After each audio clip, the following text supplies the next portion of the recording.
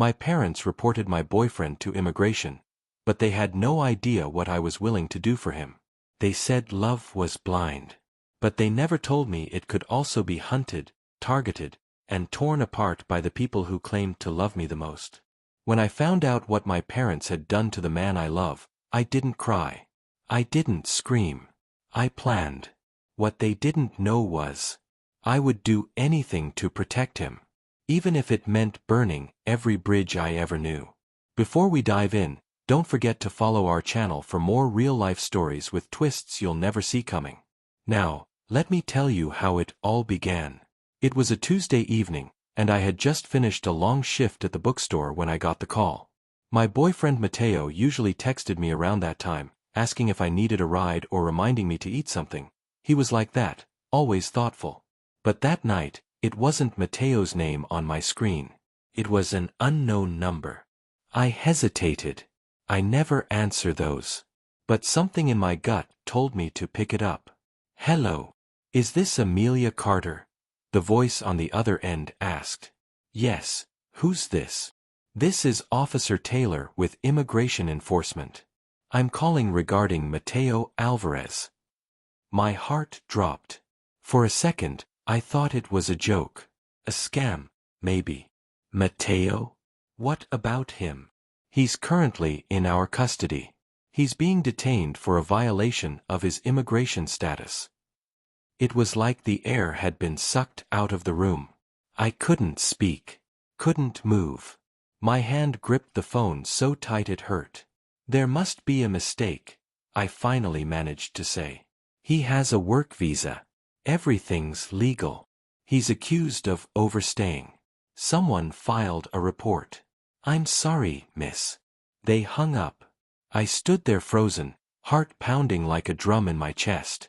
My first instinct was to call Mateo, but, of course, he wouldn't answer. He was detained. My second instinct was to call my parents. Not because they'd help, but because, in the depths of my soul, I knew. I just knew they had something to do with it. When Mateo and I first got together, my parents weren't exactly thrilled. My dad was a retired police officer who believed in law and order, and my mom, well, she'd always preferred I date someone from a respectable family. That was her code for white, wealthy, and born in the suburbs. Mateo was none of those things. He was born in Guatemala, came to the U.S. as a teenager, and had built everything he had with his own 2 hands. He was kind, brilliant, and worked harder than anyone I knew. But to my parents, he was nothing more than a risk. We had fought about him before. My father once told me to choose wisely. My mother cried and said I was destroying my future. But I never thought they'd go this far. Still shaking, I called them. Hello. My mom answered, sweet as always. Mateo's been detained by immigration, I said flatly. Silence. I waited. 1 beat. 2. Oh, honey, she finally said, voice dripping with false sympathy. I'm so sorry. You reported him, didn't you? I asked. My voice cracked on the last word. Her gasp was theatrical. What? No. How could you say such a thing? I didn't respond. I didn't need to. I knew. The silence on her end was enough confirmation. Sometimes, she said after a long pause, you have to protect the people you love, even if they hate you for it. I hung up. I spent the rest of the night calling lawyers, immigration offices, anyone who might help. My hands trembled the entire time. I barely slept. By morning, I was a different person. Something inside me had hardened. My parents wanted to ruin Mateo's life and take him away from me. But I wasn't going to let that happen. If they wanted a war, they'd get one. And I'd start by uncovering exactly how far they had gone, and using every secret I knew against them. I called off work the next morning. My boss didn't even ask why, probably because my voice sounded like I'd been through a storm. I told him I needed a few days, maybe more. He understood. I drove straight to Mateo's apartment. His keys were still on my ring, and as I stepped inside, I felt this crushing silence all around me. his shoes by the door, his half-finished coffee mug still on the counter, the blanket we always fought over on the couch. I sat down and cried. But only for 5 minutes. Because after that, I wiped my face, opened my laptop, and started digging. My parents had always been cautious about their digital footprint. My dad still used a flip phone, said smartphones were tracking devices. My mom, on the other hand, had a habit of commenting on every local Facebook post, especially when it involved neighborhood safety. I started there. Scrolling through local posts, I found one from just 3 days ago, a thread titled "Suspicious Activity Behind Elmwood Market." Someone had posted a blurry photo of a man unloading boxes from a truck. The caption, "No plates on the vehicle. Could be illegals working under the table. Just sayin'." M. Carter. My mom. M. Carter. My heart burned. It was Mateo. I remembered that day. He had gone to help his friend move supplies for a catering gig. I screenshot everything. This wasn't just an anonymous tip. My mother had planted seeds online, building concerned citizen reports. She was laying the groundwork. I dug deeper. Emails. Archived group chats. Even a document saved on our shared family drive titled "Steps to Report Suspicious Immigrant Activity." That was it. Proof. And it was only the beginning. Digging into my mother had been easy. She was loud, nosy, and always needed to be right online. My dad was harder. He was disciplined. Years on the force had taught him to cover his tracks. But everyone leaves a trail. I remembered something from months ago. He had mentioned helping out an old buddy from ICE. Said it was just consulting work. I didn't think much of it at the time, until now. I searched his name on public government records and found a contract, private liaison, law enforcement consultant, under DHS. I kept clicking. And that's when I found it. A PDF filed under Alvarez, Mateo, submitted by Carter, M., and R. Carter, confirmed. Both my parents. My hands shook. The file listed Mateo's address, employment, and even his favorite routes to and from work. They had tracked him, monitored him, stalked him. My father, a retired cop, had submitted a full dossier on my boyfriend, as if he were a criminal. They had betrayed me in the coldest, most methodical way possible. I didn't scream. I didn't break anything. I copied the file, saved it to a drive, and backed it up 5 times. Because they weren't going to get away with this. I called the lawyer Mateo had spoken to once, just in case something like this ever happened. Her name was Nora Patel. I remember Mateo saying, "She's the only one I'd trust." I called her office. "Nora Patel Law," the receptionist answered. "My name is Amelia Carter. My boyfriend Mateo Alvarez was detained yesterday. He told me to contact Nora if anything happened." There was a pause. Then, "Hold on." Seconds later, a calm, firm voice came on the line. "Amelia, I've been expecting your call." Nora was quick, efficient, and sharp. She asked for every detail: who called me, what they said, whether I had received anything official. I told her about the ICE officer, about my parents, about the file I found. When I mentioned the PDF with Mateo's information, she went silent. "That's a serious breach of privacy," she said. "If your father used police databases to get that information, that's illegal. I want a copy of that file, immediately." "I'll send it." "Good. We're going to fight this." I hung up, feeling the first bit of hope in 24 hours. But hope wasn't enough. I wanted justice. And I wanted revenge. My parents had destroyed someone's life just to preserve an illusion of control over mine. But they forgot who they raised. I knew all their secrets. And now, I'd use them. The next morning, I opened the door to find my mother standing on the porch, holding a Tupperware of cookies like we were living in some 1950s drama. "Can we talk?" she asked, smiling like nothing had happened. I stepped aside, silently. She sat at the table, placed the cookies down, and looked around Mateo's apartment like it was beneath her. She didn't ask about him. She didn't say his name. She just looked at me and said, "We were only trying to protect you." I laughed. "You ruined someone's life. You destroyed everything we had. He was using you, Amelia. They always are. They come here for opportunities. For benefits. It's not personal." "It was very personal when Dad submitted that report," I said coldly. Her face paled. She didn't expect me to know that. "You went too far," I continued. "And now I'm going to fix what you did, even if I have to take you both down." She stood up abruptly. "You don't know what you're doing." But I did. And now, she knew that I knew. That was enough for now.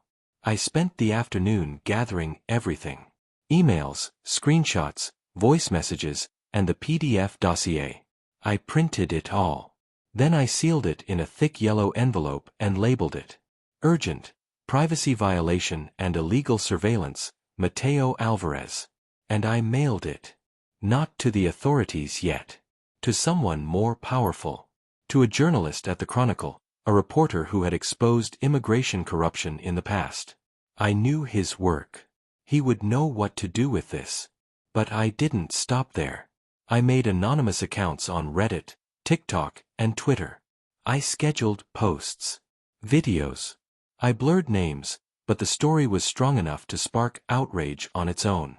By the time anyone found out it was about my family, it would be too late. That night, my phone buzzed. Unknown number. I froze. It had been days. I answered, heart pounding. "Amelia." It was him. "Mateo." My voice cracked. I nearly dropped the phone. "I'm okay," he said quickly. "They moved me to a different facility. I got a few minutes to call." I wanted to scream, cry, tell him everything. But I only had moments. "I'm fighting this," I said. "I have a lawyer. I found what they did. We're not giving up." He was quiet for a moment. Then, "I knew you'd come for me." Those words broke me. "They can't take you from me," I whispered. "They'll try," he said softly. "But they don't know who they're dealing with." We said goodbye, and the line cut. But it wasn't goodbye. It was the beginning. I stayed up that night, watching the internet catch fire. The Reddit post I had scheduled went viral in under 4 hours. Thousands of upvotes. Hundreds of comments. People were outraged. How can a retired cop use police systems to target someone just because he's an immigrant? This is why ICE needs oversight. I hope the girl sues the hell out of them. No names were mentioned, yet. But the pressure was building. I refreshed the reporter's email every few minutes. At 3:42 a.m., it came. Subject, "Let's talk." D. Martinez, The Chronicle. That was the moment I knew things were going to change. Not just for me, but for Mateo. While I waited for Nora Patel to update me on Mateo's case, I agreed to meet the journalist. We met at a quiet cafe downtown. He was in his 40s, sharp-eyed, with a notepad already half-filled before I even sat down. "Is it true your father was a decorated officer?" he asked. "Decorated, yes. But not innocent." I handed him the printed dossier. He flipped through it, nodding slowly, his jaw tightening. "This is serious. You're aware there could be fallout, right? Your family might try to retaliate." I looked him dead in the eye. "They already did." We talked for 2 hours. I didn't cry once.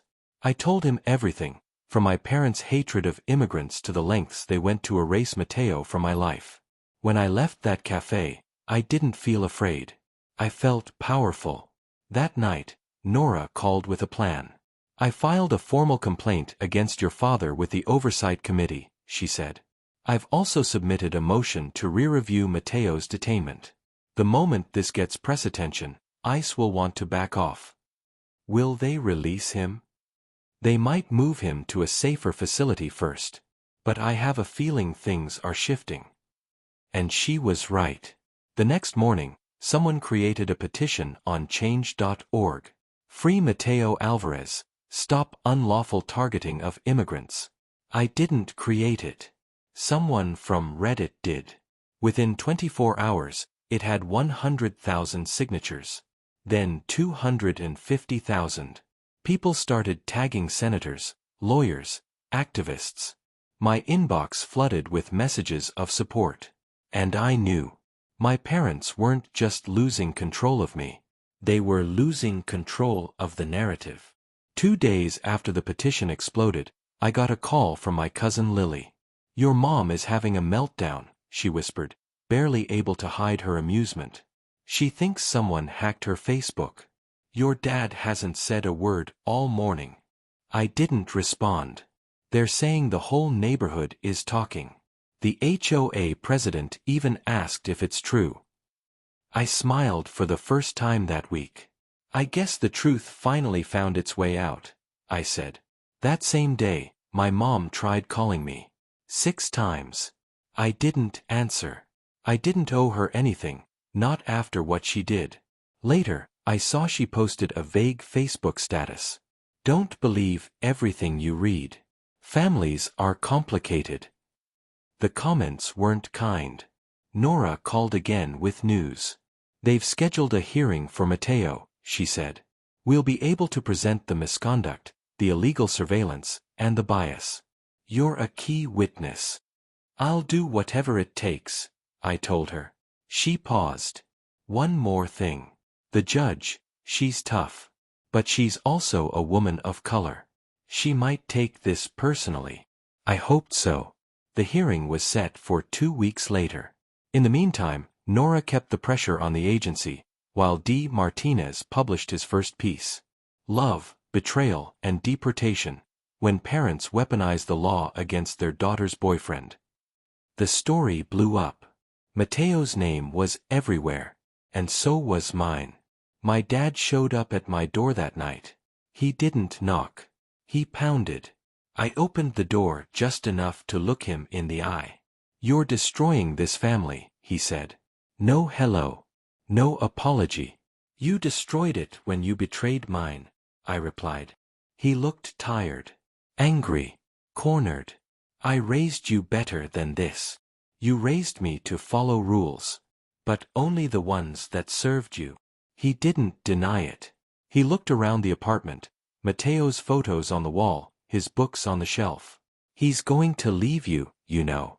Once he's free, he'll run. I stepped forward, calm and cold. He's not the one who ran, Dad. You did. From the truth. I shut the door in his face. And this time, I didn't cry. The days leading up to Mateo's immigration hearing were the slowest of my life, yet somehow the most suffocating. Every hour felt like a test of endurance, of my patience, of my resolve, of my belief that justice could still win. And the silence from Mateo was the hardest part. I hadn't heard his voice in nearly a week. Nora assured me he was safe, but detained communications were unpredictable at best, and cruelly scarce at worst. Each time my phone buzzed, my heart leapt with hope, only to crash back when it was just another news alert or message from a stranger. The story had gone viral. We were everywhere. My face, blurred in some articles but visible in others, was splashed across digital headlines. Daughter exposes parents' scheme to deport boyfriend. When love crosses borders and bloodlines. Some people called me a hero. Others, a traitor to my own family. And surprisingly, a few said I was lying, seeking attention. I didn't care. I wasn't doing this for applause. I was doing this for him. The morning I was called in for a pre-hearing meeting, I walked into Nora's office and found her with 2 assistants, each with laptops open and piles of paper surrounding them. Amelia, sit, she said, motioning me over. You need to know what you're walking into. I sat across from her, my hands clenched tightly together. The judge on Mateo's case is known for being sharp and fair. That's good. But ICE has doubled their legal team since the article dropped. Retaliation? I asked. Control, she said. They know this case could set a precedent. And they hate losing. She slid a folder across the table. Inside was a witness summary. I was officially on the record. They're going to question your motives, she warned. They'll say you're too emotionally involved to be credible. I am emotionally involved, I said. Because the man I love is locked away because of my parents' hatred. And that's exactly why we'll win, she said, her tone suddenly calm, resolute. Because they didn't just go after Mateo. They abused systems designed for protection to punish personal decisions. And that's what this hearing is really about. That night, I couldn't sleep. I kept replaying my childhood in my mind. Family dinners, camping trips, school plays. All the memories that were now stained by what my parents had done. I remembered the day I brought Mateo home for dinner for the first time. My mother had set the table with her best silverware, but her smile never reached her eyes. My father shook Mateo's hand, firm and cold, and asked him 3 times what visa he had. I was so desperate to believe they'd come around back then. That they just needed time. I didn't realize they were already planning how to remove him from my life. Back then, I was naive. Now, I was ready. I printed every piece of evidence again, triple-checked my statement, and packed my bag. Tomorrow, I would stand in front of the judge and speak. For Mateo. For myself. For all the families broken by fear disguised as patriotism. The courthouse didn't look like justice. It looked like anxiety, gray walls, fluorescent lights, and people gripping folders like shields. The immigration wing was quieter than I expected. No protests, no chaos, just families sitting in tense silence, children clinging to their mothers, lawyers pacing the hallways, and guards posted with unreadable expressions. Nora met me at the door. "You're on the schedule after one other case," she said, checking her clipboard. "The judge is running on time." I nodded, but my hands were sweating. I'd never testified before. Never even stood in a courtroom except for jury duty. But this wasn't a civic exercise. This was life and freedom on the line. For Mateo and, in many ways, for me too. I glanced around, half expecting to see my parents, but they weren't there. Cowards. They were the reason we were here, and yet, they didn't have the courage to face what they'd done. "Amelia!" A voice called. I turned. It was the officer who had first called me, Officer Taylor. He looked different in uniform than over the phone. Younger, maybe. Less cruel than I had imagined, but still distant. "I just wanted to let you know," he said carefully. "Your statement, it made an impact." I blinked, not expecting that. "Then why is Mateo still locked up?" "Because this process is slow. But the truth is moving things.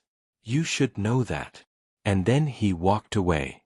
We were called in at 10:17 a.m. The room was cold. The judge, a black woman in her 50s with glasses perched on the end of her nose, sat behind a simple desk that somehow felt like a throne. Her nameplate read Honorable Valerie Mendez. Nora gave me a slight nod as we took our place. The ICE attorneys sat across from us, 2 of them, both stiff and formal, flipping through binders like they were trying to find flaws in a love story. Mateo was brought in next, and my breath caught. He looked thinner, paler, but his eyes still held fire. When he saw me, his lips curved just enough for me to know he hadn't lost hope. That was all I needed. The hearing began with procedural questions, documents confirmed, background stated, legal jargon tossed around like a shield. And then the judge said, "Miss Carter, you may take the stand." My legs carried me forward, but I wasn't sure how. I sat down, swore in, and looked up into Judge Mendez's eyes. They weren't cold like I expected. They were fierce and curious. "Ms. Carter," she said, "you claim that your parents submitted a fraudulent or personally motivated report to immigration, resulting in the detention of your partner. Is that correct?" "Yes, Your Honor." "And you have proof?" "I do." Nora handed over the printed emails, the dossier PDF, the screenshots of social media posts, all of it. The judge flipped through it without a word. "Tell me, Ms. Carter," she said, eyes still on the papers, "why would your own parents do something like this?" I took a breath. Because they hated that I loved someone they didn't approve of. Not for his character. Not for his actions. But because he was born in another country. Because he speaks with an accent. Because his name isn't Carter. The courtroom was still. I continued. They told me he was using me. That I was blind. That I'd throw my life away. But what they couldn't accept is that Mateo never lied to me. Never tried to change me. He respected me more than they ever did. And because they couldn't control that, they decided to erase him. Judge Mendez finally looked up. Her gaze wasn't soft. It was steel. "You may step down, Ms. Carter." I stood, my knees wobbling slightly. I returned to my seat beside Nora, and Mateo reached out and gently brushed my hand with his fingertips. It was small, but it was everything. After I testified, Nora stood and began her cross-examination of the ICE officers involved in Mateo's detention. I had heard her speak before, on the phone, in her office, but nothing compared to the precision and power in her voice when she was in that courtroom. She started with Officer Daniels, the man who approved Mateo's detainment order. "Officer, when you received the report concerning Mr. Alvarez, what steps did you take to verify the information?" Daniels shifted in his chair. "Standard background check. Cross-referenced the information with DHS records, visa entries." "Did you ever contact Mr. Alvarez directly?" "No." "Did you request documentation from his employer, his landlord, or even his legal representative?" He hesitated. "No." "So the decision to detain Mr. Alvarez was based solely on the contents of this anonymous report?" Daniels cleared his throat. "It wasn't anonymous. It was signed by a former law enforcement officer." "And that officer was?" Daniels glanced at his notes. "Richard Carter." The judge's pen paused. Nora walked slowly back to her table and held up a document. "Your Honor, we have evidence that this report was compiled using methods no longer legally available to Mr. Carter. He accessed police databases after retirement, which constitutes a violation of federal privacy law." There it was. Out loud. In public. In front of a judge. My father's name, tied to an illegal action, exposed for everyone to hear. When the ICE lawyers tried to object, the judge held up her hand. "I've reviewed the documentation," Judge Mendez said. "It's concerning. The source of the report is deeply entangled with the respondent's personal life, which casts doubt on its objectivity."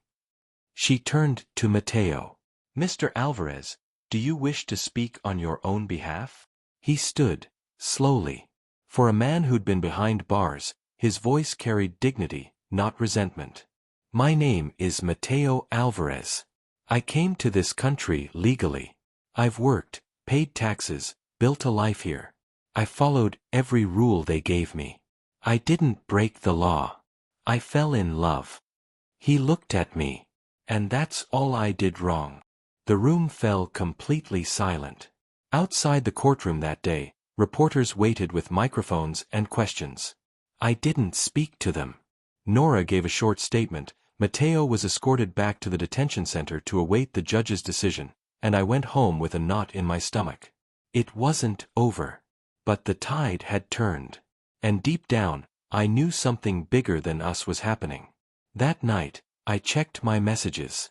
Buried between angry relatives and supportive strangers, I found one that stopped me cold. It was from a woman named Carmen in Texas. She wrote, "Your story gave me the courage to speak up. My brother is in ICE custody too. Our own uncle turned him in after finding out he was gay. I didn't know what to do until I heard about what you did. Thank you. You gave me hope." I read it 3 times. It wasn't just about Mateo anymore. It was about every immigrant silenced by fear. Every family torn apart by judgment. Every voice that never made it to the courtroom. Sometimes we don't realize how powerful a story can be, until someone else says, "Me too." And if you're watching this and thinking no one hears you, let this be proof that someone does. Stick with us, stories like these deserve to be told, and we're just getting started. 2 days after the hearing, the verdict still hadn't come. Mateo remained in the detention center, though Nora assured me they wouldn't deport him while the judge was reviewing the case. It didn't calm my nerves. Every hour felt like a wire pulled tighter across my chest. Then came the fallout. It started with a phone call I wasn't supposed to answer, from Lily again. "Amelia, things are bad," she whispered. "Your dad was served today. He's under investigation by the state board." I didn't respond. They took his badge. The honorary one. Said they're looking into how he accessed the police system after retirement. There's even talk of pressing charges. Good. It should have felt satisfying. Like justice was finally reaching the people who started this nightmare. But instead, all I felt was exhaustion. Then she added, "Your mom hasn't left the house. She cried during church. Said you ruined their lives." I almost laughed. Their lives? They destroyed someone's freedom. They tried to erase my future. And now they were crying about their social status and church friends? It was pathetic. "I'm sorry, Lily," I said. "But they did this to themselves." And I meant every word. The next day, Nora called me from outside the courthouse.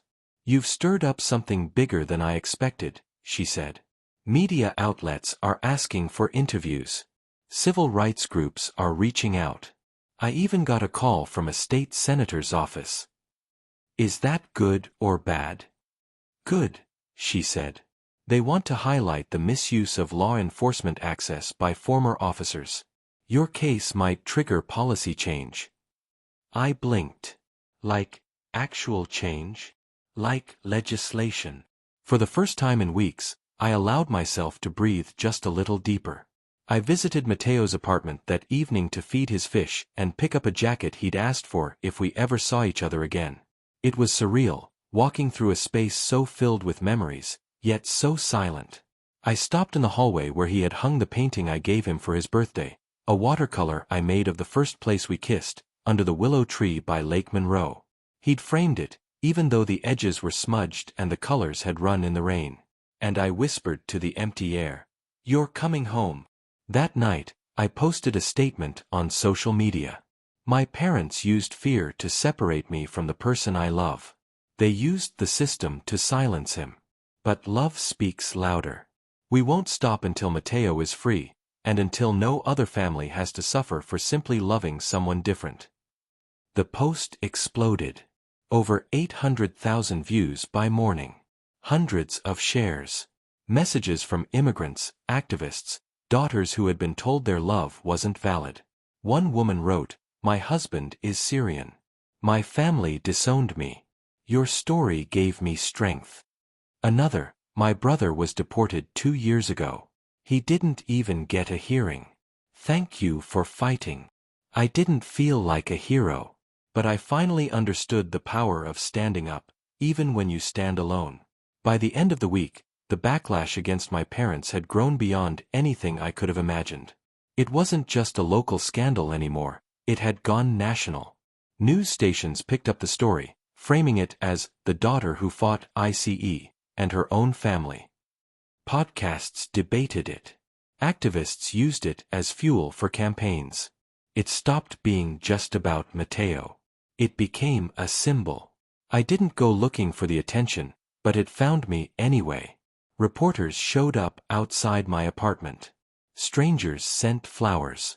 Protesters gathered outside my parents' gated community, holding signs that said things like, "Love is not a crime," and "Immigrants deserve families too." But with visibility came cruelty too. Anonymous threats in my inbox. One email read, "You should be deported with him, traitor." I read it, deleted it, and went back to preparing for Mateo's next hearing. What scared me most wasn't the noise outside. It was the silence from him. He hadn't been able to call in days. Was he okay? Were they treating him fairly? Or was he locked away in some freezing cell, wondering if I had given up? I hadn't. But he didn't know that. And that crushed me. That night, Nora called. The judge requested one more brief, she said. She wants us to explain, in detail, how Mateo's removal would cause you personal hardship. I laughed bitterly. It already has. I know. But this is your chance to speak directly to the court. So I did. I stayed up all night writing a letter, 2 pages, single-spaced. I poured everything into it. The nights Mateo helped me through panic attacks. The way he left notes in my jacket pockets. How he helped my neighbor fix a broken sink even though he barely spoke to her before. The life we built together, brick by brick, moment by moment. I'm not asking for special treatment, I wrote at the end. I'm asking for mercy. And I'm begging you to look at us as people, not just policies. I sent it off at sunrise. And then I waited. Sunday morning, I got a call from an unknown number, again. It wasn't ICE. It wasn't Nora.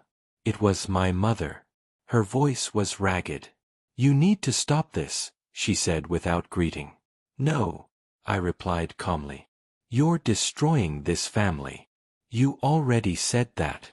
No, Amelia. I mean, your father. He. She went quiet. What? He collapsed.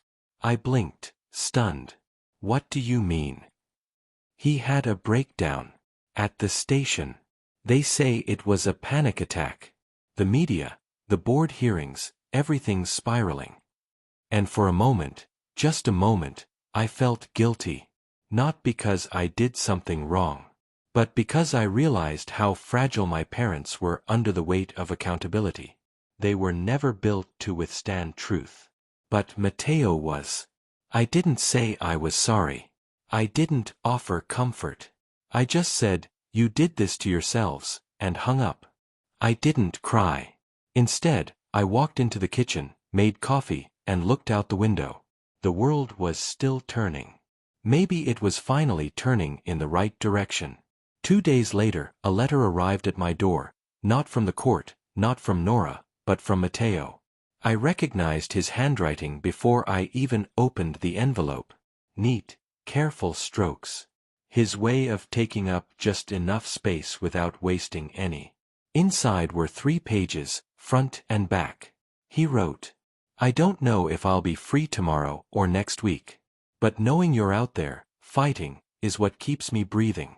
I heard about your testimony. The hearing. The protests. They told me people are talking about us. But to me, it's still just you. And me. In that tiny kitchen. With burnt pancakes and bad coffee. That's home. By the time I finished, I was crying so hard I could barely see the words. Tell the judge I'll be anything this country wants me to be. A worker. A taxpayer. A volunteer. But I will never stop being yours. If they let me stay, it won't be because I belong here. It'll be because I belong with you. I clutched the pages to my chest. For the first time in weeks, I felt like I could breathe again. His voice hadn't changed. His heart hadn't dimmed. And neither had mine. The letter from Mateo gave me a second wind. I'd been running on fumes, hope, rage, and caffeine, but now I had purpose again. His words grounded me. They reminded me why I was fighting in the first place. Not just for his freedom, but for our life. For our chance to make burnt pancakes again. For late-night dancing in the kitchen. For future plans and future kids, and a future where we weren't constantly looking over our shoulders. That same afternoon, Nora called. The judge has made her decision, she said. My heart skipped. She's going to issue it in writing tomorrow at 10 a.m. I'll be with you when it arrives. What do you think it will be? I asked. There was a long pause. I think she sees the humanity. But I don't want to make promises. We have to be ready for either outcome. I nodded, even though she couldn't see me. That night, I didn't sleep. I sat by the window, watching the streetlights flicker on and off. I read Mateo's letter over and over, tracing the creases where he had folded the paper. I held it to my chest and whispered to the dark, "Come home to me." At 9:55 a.m. the next morning, Nora arrived, dressed in a gray blazer and holding her tablet in one hand. I barely said hello. We sat at the kitchen table, both staring at the screen. 10 o'clock. The email came in. Subject, ruling in the matter of Mateo Alvarez. My hands were shaking. Nora opened it. Her eyes scanned quickly, professionally, but I saw the moment she exhaled. "She granted the appeal," she whispered. I didn't move. "She granted it, Amelia. Mateo is going to be released. He's not going to be deported." The words didn't sink in all at once. It was like my brain was buffering, trying to load the meaning of the moment. Then I started crying. Not just tears, full body, breathless sobs. Nora moved beside me, placed her hand gently on my shoulder, and let me fall apart. He was coming home. The next day, I stood outside the detention center for 3 hours. Nora came with me. Mateo's lawyer was inside handling the release paperwork, but I couldn't sit still. I paced the sidewalk, hands buried in my jacket pockets, heart pounding like a drum. A few other families stood nearby, hopeful, silent, clutching forms and photos. I didn't speak to them, but I felt like we were all holding the same breath. At 1:32 p.m., the door opened. He stepped out. I didn't even wait. I ran. Mateo spotted me halfway across the parking lot and opened his arms just in time to catch me as I threw myself into them. He smelled like paper and dust and metal. But he was warm. And he was real. And he was free. "I told you," I whispered into his neck. "You're coming home." He kissed the top of my head. "Only because you brought me back." Nora gave us a moment before coming over with the documents. "Welcome back, Mr. Alvarez," she said with a smile. "Try to stay out of trouble." Mateo laughed, a deep, tired, honest laugh. "I've had enough trouble to last a lifetime." We went home. He walked into the apartment like it was a dream. Touched everything. Smiled at the fish tank. Sat on the couch and let out a sigh that sounded like he'd been holding it for months. I made tea. We didn't talk much. We didn't have to. Our silence was no longer filled with fear. It was peace. In the weeks that followed Mateo's release, everything changed. The media interest doubled. Outlets begged for interviews. Offers came in, TV segments, podcasts, op-eds. Nora handled most of it, but Mateo and I agreed to do one interview together on a national show. We told our story. Every bit of it. The reporter asked, "What message would you give to families who might be thinking of reporting someone they love?" Mateo answered, "Love doesn't need permission. It doesn't ask for papers. It asks for truth and commitment and hope. And if your fear is louder than your compassion, then you don't deserve either." The clip went viral. More importantly, the judge's ruling sparked a movement. Advocacy groups began lobbying for stricter laws on how government systems can be accessed. Nora was invited to speak at a human rights summit. Our story was now part of a larger fight. But not everything was resolved. I still hadn't spoken to my parents. They had gone quiet, retreated from public life, stopped going to church, closed their social media. My mother sent one email saying she hoped I was safe. I didn't reply. They didn't just lose a battle. They lost me. Life after crisis doesn't return to normal, it rewrites itself. The first few days after Mateo came home felt like walking through a dream that could shatter at any second. We clung to routine like a rope. Wake up late, cook together, sit in silence and let the quiet mean safety instead of fear. But even peace can feel strange when your body is used to panic. One morning, I woke up gasping. It wasn't a nightmare, it was just habit. My mind had trained itself to expect the worst with every sunrise. Mateo rolled over and pulled me close. He didn't ask what was wrong. He just held me until the shaking passed. I know, he whispered. I wake up thinking I'm still in there too. We started therapy together. Nora recommended someone who specialized in immigration trauma and couples recovery. Dr. Yvette Morales. She was kind but firm, with an accent Mateo said reminded him of his grandmother. In our first session, she asked, "What do you want to work on?" I opened my mouth, but no words came. Mateo said, "We want to learn how to breathe again." And we did. We spent weeks talking about fear, how it lodged in your chest, how it made you doubt joy, how it twisted even good things into threats. Dr. Morales helped us recognize the damage that had been done, not just by ICE, but by betrayal. By my parents. Forgiveness isn't required, she said once. But understanding what you lost is. We talked about it one night after therapy, curled up on the couch. Do you think they'll ever apologize? I asked. Mateo looked at the ceiling for a long time. No, he said. And even if they do, it won't fix what they did. I don't need them to fix it. He looked at me, eyes soft. You just need them to admit it happened. Exactly. Mateo's birthday came 2 months after his release. It felt like the perfect time to celebrate something. Anything. So I planned a small dinner at home. Just us, Nora, Lily, and a few of his friends from work who had stood by him through the chaos. He didn't want anything flashy. No speeches, he warned. And no surprise guests. Noted. I laughed. I cooked his favorite meal, Child's Rellenos, just like his mom used to make. I watched YouTube videos all week to get it right. Burned the first batch. Nailed the second. The cake was a disaster, lopsided and overly sweet. But when I placed it on the table and lit the candle, he smiled like it was gold. To Mateo, Nora toasted, lifting her glass. He smiled shyly. To surviving. Everyone laughed, but it wasn't a joke. He had survived more than detention. He survived being hunted, silenced, stripped of his dignity. And somehow, he still showed up with kindness. After everyone left, I gave him my real gift, a journal.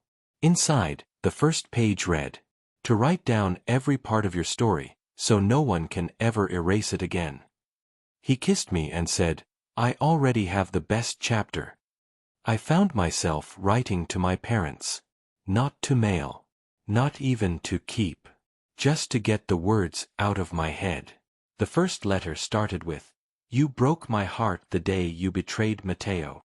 Another ended with, "I don't know who you are anymore, but I miss who I thought you were." I didn't send them. But writing helped me see something clearly. I had been raised by people who believed love came with conditions. That loyalty meant control. That safety meant sameness. But love, real love, wasn't something you gatekeep. It was something you defend.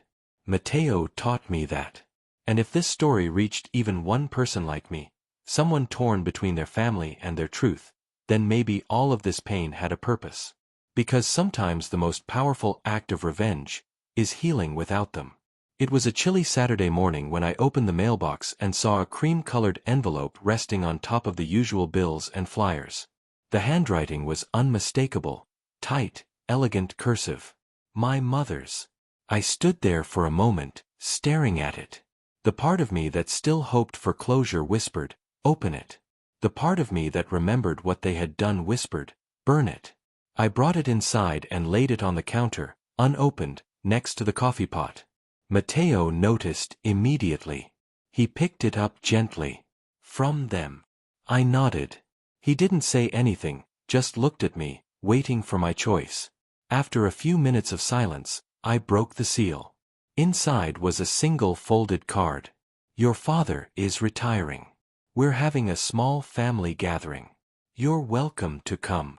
No apology. No acknowledgement. No mention of Mateo. It was as if the past year had been erased. "They want to pretend it didn't happen," I said, laughing bitterly. "They want to move on without saying they were wrong." Mateo looked at the card for a moment, then slid it aside. You don't owe them your presence, he said softly. Especially if they won't acknowledge your pain. I looked at him, this man who had every reason to be angry, but instead was calm, wise, and present. He was right. Still, I said, maybe I should go. Why? He asked. To show them who I am now. Who I became without them. I didn't wear anything fancy, just jeans and a soft blue sweater that Mateo liked on me. He offered to come, but I asked him not to. Not because I was ashamed, but because I needed to walk through that door on my own. The gathering was small. My aunt was there, and a few cousins. I saw my father sitting by the fireplace, looking smaller than I remembered. His shoulders hunched, his face lined with exhaustion. Retirement hadn't aged him gracefully. It had drained him. My mother greeted me with a stiff hug and a forced smile. Thank you for coming. I nodded but said nothing. The room was filled with polite conversation and avoidance. No one mentioned Mateo. No one mentioned the story, the hearing, or the investigation. Until Lily pulled me aside in the kitchen. I just wanted to say, I'm proud of you, she whispered. No one here will say it out loud, but they all know what you did took guts. Thanks, I said, choking back a lump in my throat. And I watched the video. The one where you two told your story. It changed the way I think about a lot of things. That meant more than I expected. That night, I went home and curled into the couch next to Mateo. We watched an old sitcom rerun, laughing at jokes we'd heard 100 times before. And at one point, I turned to him and said, Do you think it mattered? Everything we went through. He looked at me, not with pity, but with certainty. Yes. Because someone out there right now is watching our story and realizing they're not alone. Sometimes, the most powerful stories are the ones that come from pain. And if you've followed ours until now, thank you. For listening. For caring. For remembering that behind every immigration case is a heart still learning how to heal. The first time Mateo visited Guatemala after his release, I went with him. It was a long flight. We held hands the whole time, nervous but excited. He hadn't seen his grandparents in almost 10 years. I had never met them. When we landed, the air was warm and thick with the scent of rain and coffee beans. His village sat at the edge of green hills and overlooked a sleepy river that shimmered in the afternoon light. They greeted us with tears and tamales. His grandmother held his face in her hands for nearly 5 minutes without speaking, just looking at him like she had dreamed of this moment every night for years. They welcomed me like family. There were no conditions. No judgments. Just love. On the last night there, we sat under the stars on a rooftop. Mateo played soft music from his phone, and I leaned my head on his shoulder. This is what they tried to take from us, I whispered. But they failed, he said. We stayed like that for hours, not speaking, just breathing. Together. Free. A year after everything happened, I stood in the back of a courthouse again. But this time, it wasn't for a hearing. There were no guards. No fear. No tears of desperation. Just joy. Mateo stood in front of a judge, wearing a tailored navy blue suit. He looked calm, proud, even taller somehow. I sat with Nora on one side and Lily on the other, all of us smiling as the judge read the final statement aloud. It is my pleasure to inform you that your application for permanent residency has been approved. Applause erupted around us. I covered my mouth with both hands and started to cry. Not the kind of tears that come from pain or anger, but the kind that come when you finally see the light after walking through the longest tunnel of your life. Mateo turned around and found me instantly in the crowd. His eyes filled, too. The smile on his face could have lit the entire courthouse. After the ceremony, we all spilled into the courtyard outside, taking pictures, hugging, laughing like kids. Nora brought a tiny bottle of champagne and paper cups. To survival, she toasted. Mateo raised his cup. To justice. And I raised mine last. To love. We went to our favorite diner that night. The one with the broken jukebox and the lopsided booths. We sat in the corner booth, ordered breakfast for dinner, and didn't even pretend to be healthy. Pancakes, bacon, milkshakes, the works. Between bites, Mateo reached into his jacket and pulled out a small black box. I froze. He opened it. Inside was a simple gold ring. I know we've already been through the worst, he said softly. So let's go through everything else. Together. Officially. I couldn't even speak. I nodded through the tears and practically jumped into his arms. The waitress clapped. The man at the next booth shouted, "Say yes again." I said yes. I laughed. Like 5 times. It was messy and loud and perfect. Just like us. The wedding wasn't a grand event. We didn't want that. We rented a small garden space outside the city. Mateo wore a white guayabera. I wore a light ivory dress I found on sale. Nora officiated. Lily cried the entire time. There were no parents there. But there were friends. Supporters. People who had watched our story unfold and chose to stand beside us. At the reception, we played cumbia, danced barefoot on the grass, and cut a crooked cake that tasted like heaven. Someone handed me the mic near the end of the night and said, "Say something." I looked around at the people gathered, then at Mateo, and said, "We didn't just survive. We created something better. We turned pain into purpose. We chose to love when others chose fear. And no matter what anyone says, we won." Months later, I started a non-profit. With Nora's help, we called it Roots and Wings. We helped immigrants fight wrongful deportations, gave resources to couples who'd been separated, and created educational programs to teach people what the system really looked like from the inside. Mateo started mentoring young immigrants, teaching them English, helping them with their paperwork, showing them that their dreams didn't have to be buried under bureaucracy. We turned our scars into blueprints. We turned our heartbreak into bridges. And sometimes, on quiet evenings, we still sat in the kitchen, burnt pancakes on the plate, music humming low in the background. He always said, "This is the life they didn't want us to have." And I always replied, "So let's live it even louder." If you've made it this far, thank you. Thank you for walking with us through this story. Not every fight for love looks like a fairy tale.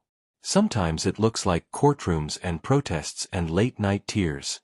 But it's still love. And love is always worth fighting for. Don't forget to subscribe to the channel for more stories like this one. Stories that remind us what it means to resist, to rise, and to reclaim our voices. And if this story made you feel anything at all, share it. Because somewhere out there, someone is waiting for proof that love wins.